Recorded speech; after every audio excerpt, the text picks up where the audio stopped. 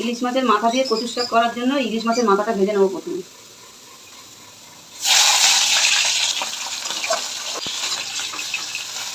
মাথাটা ভাজা হয়ে গেছে, এবার ভাজা মাথাটা তুলে নেবো। কালো জিরে শুকনো লঙ্কা ফোড়ন দিলাম,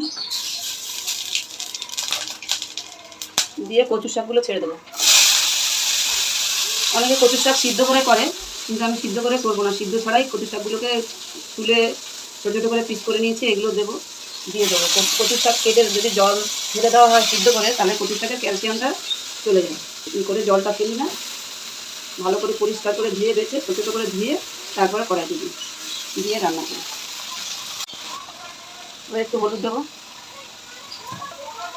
নুন দেবো, দিয়ে এবার তুমি নেড়ে চাপা দিয়ে রাখবো।